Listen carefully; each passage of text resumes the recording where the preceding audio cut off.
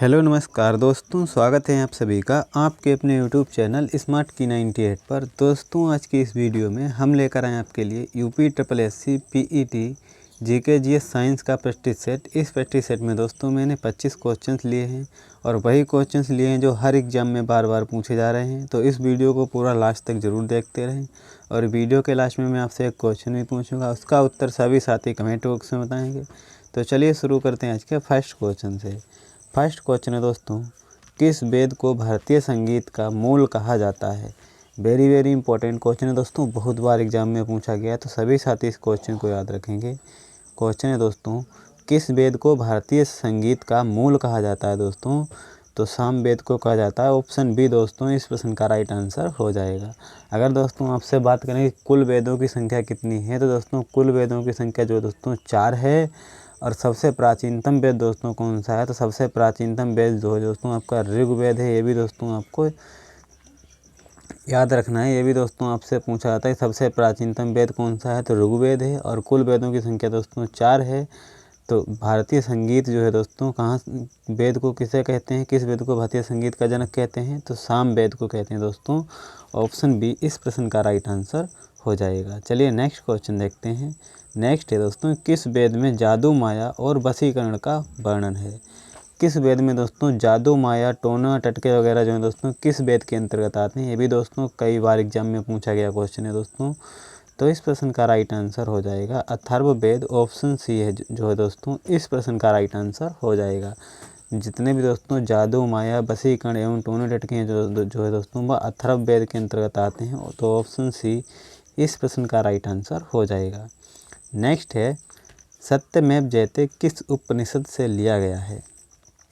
सत्यमेव जयते जो है दोस्तों यह किस उपनिषद से लिया गया है। यह क्वेश्चन दोस्तों हर एग्जाम में पूछा जा चुका है।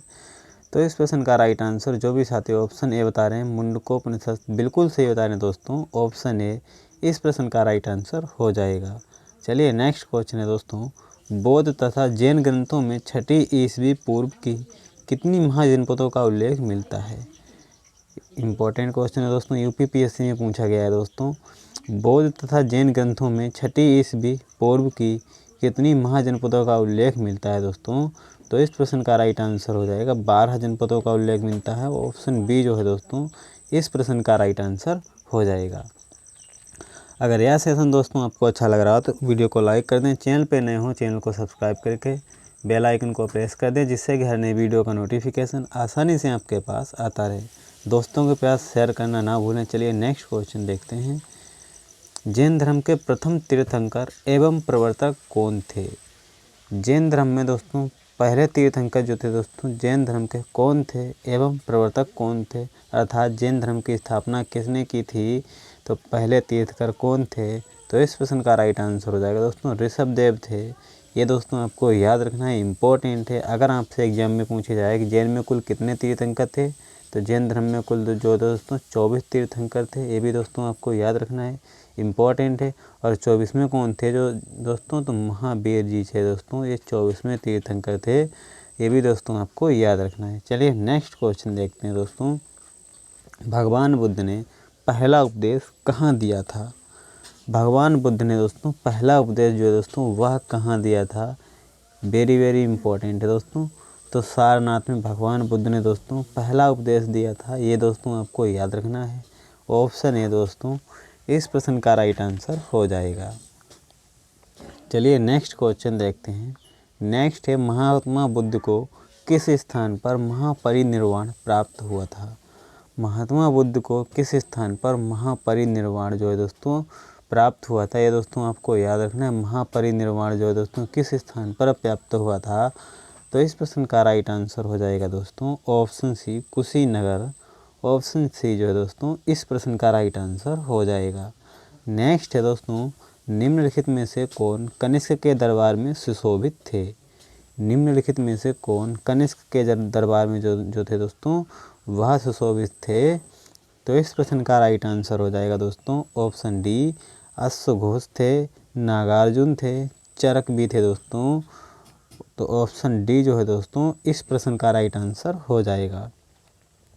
नेक्स्ट है दोस्तों, चरक संहिता नामक पुस्तक किस विषय से संबंधित है।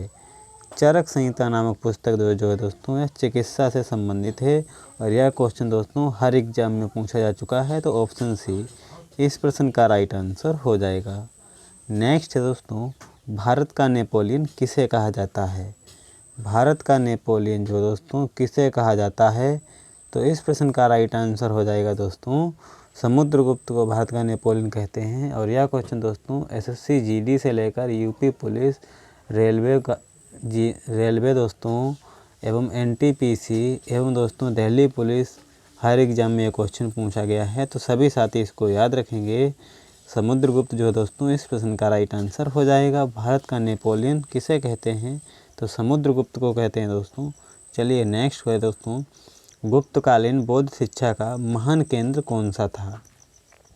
गुप्तकालीन बौद्ध शिक्षा का महान केंद्र जो था दोस्तों वह कौन सा था?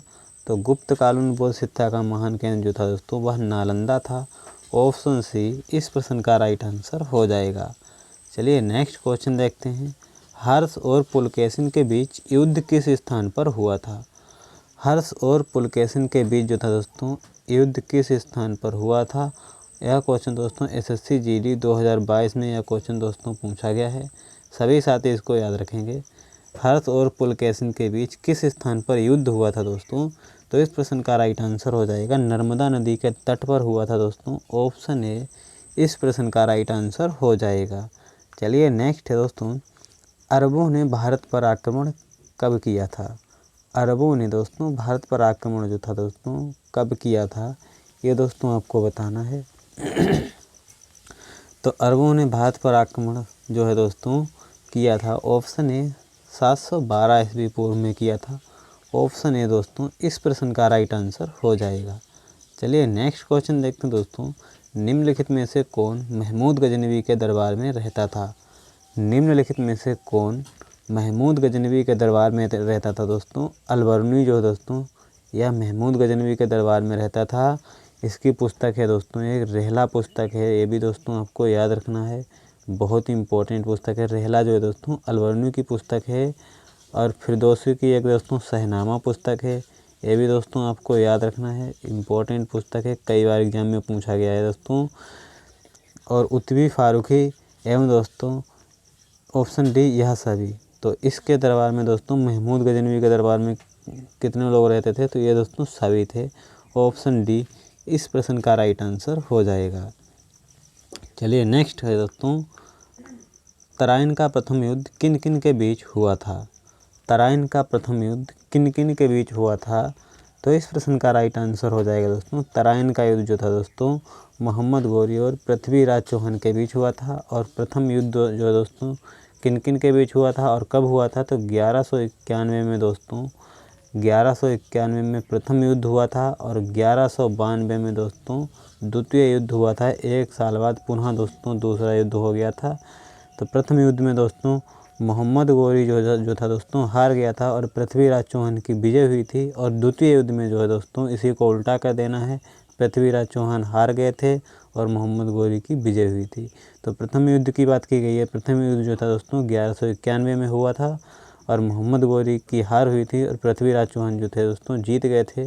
तराइन का प्रथम युद्ध हुआ था और तराइन के द्वितीय युद्ध में जो है दोस्तों 1192 में हुआ था। पृथ्वीराज चौहान की हार हो गई थी और मोहम्मद गौरी विजय हो गया था। ये दोनों आपको याद रखनी है। चलिए नेक्स्ट क्वेश्चन देखते हैं। भारत में तुर्क साम्राज्य राज्य का संस्थापक कौन था? भारत में तुर्क साम्राज्य राज्य का संस्थापक दोस्तों कौन था? तो इस प्रश्न का राइट आंसर हो जाएगा मोहम्मद गौरी जो था दोस्तों भारत में तुर्क साम्राज्य राज्य का संस्थापक था। ऑप्शन सी इस प्रश्न का राइट आंसर हो जाएगा। चलिए नेक्स्ट क्वेश्चन देखते हैं दोस्तों, लाख बख्श की उपाधि किसे दी गई थी? लाख बख्श की उपाधि जो थी दोस्तों वह किसे दी गई थी? तो इम्पोर्टेंट उपाधि है दोस्तों, आपको याद रखनी है। लाख बख्श की उपाधि दोस्तों कुतुबुद्दीन ऐबक को दी गई थी। और कुतुबुद्दीन ऐबक की मृत्यु कैसे हुई थी दोस्तों? तो घोड़े से गिरकर चौगान खेलते समय दोस्तों इसकी मृत्यु हो गई थी। बहुत बार एग्जाम में पूछा जाता है क्वेश्चन है दोस्तों, किस मुगल शासक की घोड़े से गिरकर मृत्यु हो गई थी? तो कुतुबुद्दीन ऐबक की हो गई थी। और पुस्तकालय में सीढ़ियों से गिरकर दोस्तों किसकी मृत्यु हुई थी? तो हुमायूं की हुई थी। ये भी दोस्तों आपको याद रखना है। चलिए नेक्स्ट क्वेश्चन देखते हैं। 2.5 दिन का झोपड़ा का निर्माण करवाया था। 2.5 दिन का झोपड़े का निर्माण जो था दोस्तों किसने करवाया था और यह दोस्तों कहाँ स्थित है। 2.5 दिन का झोपड़े का निर्माण जो था दोस्तों कुतुबुद्दीन ऐबक ने करवाया था और यह दोस्तों कहाँ स्थित है, तो अजमेर में स्थित है दोस्तों। अजमेर में जो है दोस्तों स्थित है। 2.5 दिन का झोपड़ा अजमेर में स्थित है और यह दोस्तों कुतुबुद्दीन ऐबक ने इसका निर्माण करवाया था। और कुतुबुद्दीन ऐबक की जो है दोस्तों ये आपको याद रखना है, घोड़े से गिरकर मृत्यु हो गई थी। एवं दोस्तों ऑप्शन बी इस प्रश्न का राइट आंसर हो जाएगा। चलिए नेक्स्ट क्वेश्चन देखते हैं दोस्तों। एकता प्रणाली पहली बार लागू की गई थी। एकता प्रणाली जो थी दोस्तों पहली बार कब लागू की गई थी। सॉरी दोस्तों, एकता प्रणाली पहली बार लागू की गई थी किसके द्वारा, तो इस प्रश्न का राइट आंसर हो जाएगा दोस्तों ऑप्शन ए इल्तुतमिश के द्वारा एकता प्रणाली लागू की गई थी।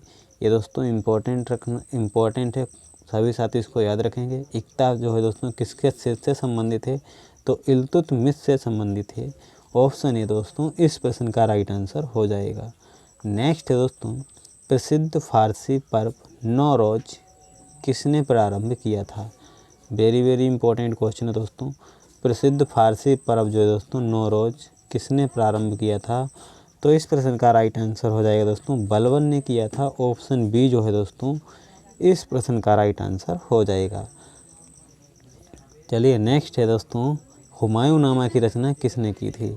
बहुत बार एग्जाम में क्वेश्चन पूछा गया दोस्तों। हुमायूंनामा की रचना जो थी दोस्तों गुलबदन बेगम ने की थी। ऑप्शन ए दोस्तों इस प्रश्न का राइट आंसर हो जाएगा। चलिए नेक्स्ट क्वेश्चन देखते हैं दोस्तों। खानवा का युद्ध 1527 ईस्वी में बाबर ने किसके बीच लड़ा था। 1527 में दोस्तों खानवा का युद्ध हुआ था और यह बाबर ने किसके बीच लड़ा था, ये दोस्तों आपसे पूछा गया है।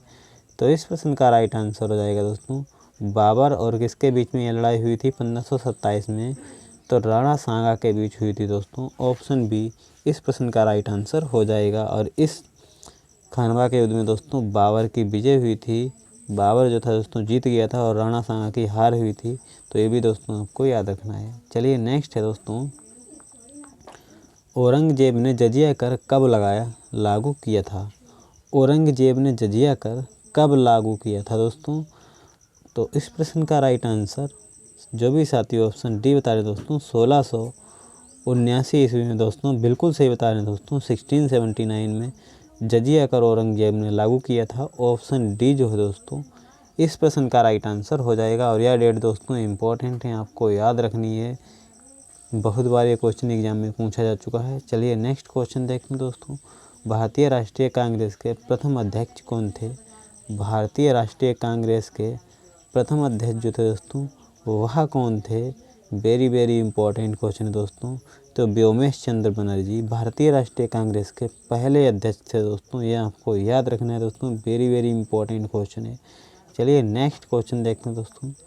निम्न में से कौन कैबिनेट मिशन से संबंधित थे। निम्नलिखित में से कौन कैबिनेट मिशन से संबंधित थे, तो कैबिनेट मिशन से जो था दोस्तों Stafford, Pethick Lawrence, BR Alexander. Option D उपयुक्त सभी। तो यह दोस्तों सभी संबंधित थे। ऑप्शन डी जो है दोस्तों इस प्रश्न का राइट आंसर हो जाएगा। नेक्स्ट है दोस्तों, कंदरिया महादेव मंदिर भारत के किस राज्य में अवस्थित है। कंदरिया महादेव का मंदिर जो दोस्तों है भारत के किस राज्य में अवस्थित है, यह क्वेश्चन सभी साथी कमेंट बॉक्स में बताएंगे।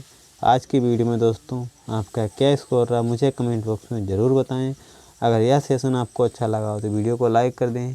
चैनल पर नए हों चैनल को सब्सक्राइब करके बेल आइकन को प्रेस कर दें, जिससे कि हर नई वीडियो का नोटिफिकेशन आसानी से आपके पास आता रहे। चलिए मिलते हैं दोस्तों नेक्स्ट वीडियो में, तब तक के लिए जय हिंद, वंदे मातरम, बाय बाय।